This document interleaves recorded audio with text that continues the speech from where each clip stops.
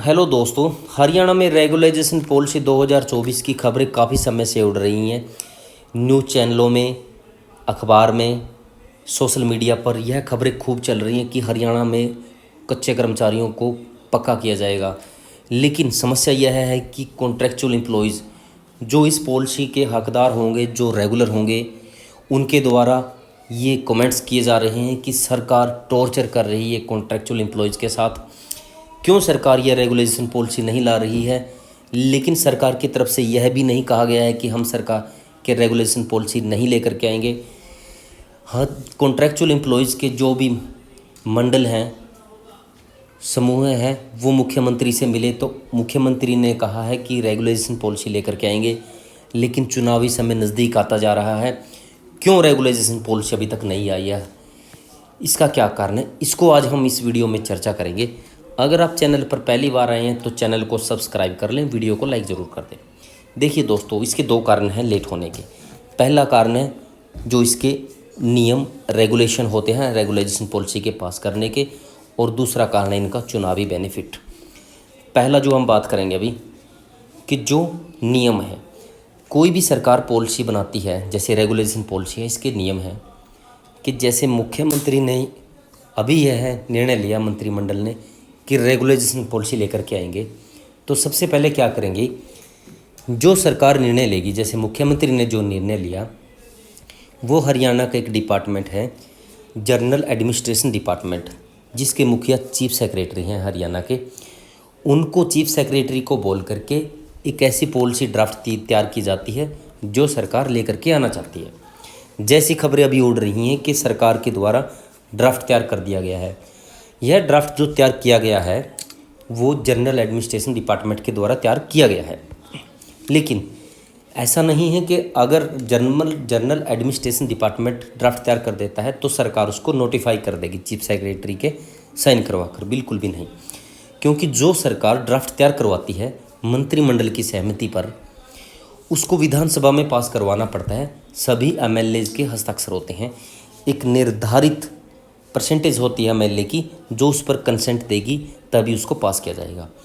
और जब विधानसभा में उसमें डिस्कस किया जाएगा तो कोई भी एमएलए उस पर क्वेश्चन उठ सकता है, उसमें बदलाव करवा सकता है, किसी भी तरह का कोई भी। लेकिन अभी यह विधानसभा में इसका सेशन, विधानसभा सेशन के अंदर रेगुलेशन पॉलिसी का जो बिल है वो नहीं लाया गया है, उस पर चर्चा नहीं की गई है। तो इसके अनुसार जब रेगुलाइजेशन पॉलिसी का बिल विधानसभा सेशन में चर्चा किया जाएगा और उसमें कंसेंट ली जाएगी, तभी उसको पास किया जाएगा। विधानसभा में पास होते ही इसको तुरंत नोटिफाई कर दिया जाता है, उसमें फिर समय नहीं लगता। अभी यही कारण है कि इसको विधानसभा नहीं बुलाई गई है। सेशन हो सकता है सरकार कब बुलाए, वो डिपेंड करता है सरकार पर। लेकिन अभी जो दूसरा मुद्दा है वो अब हम यही चर्चा करने वाले हैं कि सरकार विधानसभा सेशन क्यों नहीं बुला रही है। सरकार रेगुलेशन पॉलिसी क्यों लेकर के आना चाहती है? इसका कारण है कि वो चुनावी बेनिफिट चाहती है। तो कोई भी सरकार यह चाहती है कि जब वो रेगुलेशन पॉलिसी लेकर के आए, वो उस समय लेकर के आए जो समय चुनाव के बिल्कुल नज़दीक हो, ताकि जब वो कोई भी नोटिफाई करे, यानी रेगुलेशन पॉलिसी को नोटिफाई करे, तब डिपार्टमेंट प्रक्रिया शुरू करेंगे कॉन्ट्रैक्चुअल एम्प्लॉयज़ को रेगुलर करने की। और वही समय होगा जस्ट कि हरियाणा के अंदर आचार संहिता लगने वाली होगी। कोई भी कॉन्ट्रैक्चुअल एम्प्लॉयज़ जो इसमें पात्र बनेगा रेगुलेशन का, वो चाहेगा कि फटाफट कार्रवाई करवा कर, कैसे भी तैसे अपने डिपार्टमेंट में वो खुद की फाइल चलवा कर, खुद को रेगुलर की फाइल चलवा कर रेगुलर हो सके।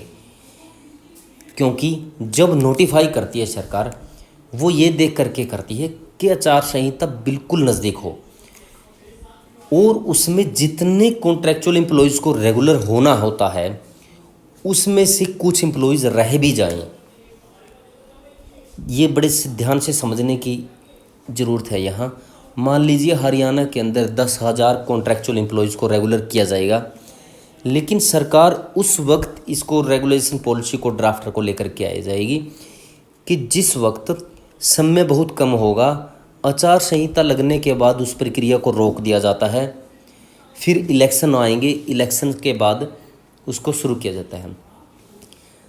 जैसे रेगुलेशन पॉलिसी अगर आज लेके आई जाती सरकार, अगर आज लाती है तो समय बहुत है, जितने भी इसमें पात्र होंगे रेगुलेशन के, सब के सब उसमें रेगुलर हो जाएंगे। कोई कर्मचारी शायद ऐसा न बचे जो इसमें बचे, कोई ही बचेगा, क्योंकि समय काफ़ी है। सभी डिपार्टमेंटों में फटाफट कार्रवाई करके रेगुलर हो जाएंगे अपनी फाइल चलवा करके। लेकिन इससे क्या होगा कि हर आदमी, जितने भी इसमें बेनिफिट के होंगे, सब रेगुलर की मोहर लग चुकी होगी। वो कोई ज़रूरी नहीं है कि मोहर लगने के बाद वो बीजेपी को वोट दे या ना दे, वो उस पर डिपेंड करता है। लेकिन अगर सरकार ऐसे समय पर रेगुलेशन पॉलिसी लेकर के आती है कि जिस वक्त समय बहुत कम है, जो कर्मचारियों की फाइल फटाफट जल्दी चलेगी वो ही रेगुलर होंगे, वरना कुछ कर्मचारी रह भी जाएंगे। जब कुछ कर्मचारी रह जाएंगे, आचार संहिता लग जाएगी, इलेक्शन आ जाएंगे, इलेक्शंस के बाद फिर वो प्रक्रिया शुरू होगी। लेकिन जो कर्मचारी रह चुके हैं या फिर जो जिनकी फाइल डिपार्टमेंट में चली हुई है, उनकी मजबूरी होगी कि वो इसी सरकार को ही वोट देंगे जिस सरकार ने पॉलिसी बनाई है। नहीं, ऐसा हो सकता है कि सरकार कहीं चेंज ना हो जाए और उनकी रेगुलाइजेशन पॉलिसी बीच में ही डिसमिस कर दी जाए, वो रुक जाए। तो सरकार का ये प्लान है कि इसको ऐसे समय पर लेकर के आ जाए कि उसमें कर्मचारी रेगुलर भी हो जाएं और कुछ रह भी जाएं, ताकि सभी कर्मचारी एकजुट होकर इसी सरकार को वोट दे पाएँ, ताकि यह सरकार दोबारा से सत्ता में आकर के इसी पॉलिसी को कंटिन्यू करे। नहीं, कई बार ऐसा होता है कि सरकार चेंज होने पर पॉलिसी को डिसकंटिन्यू कर दिया जाता है, तो उसमें कर्मचारियों को काफ़ी नुकसान होता है।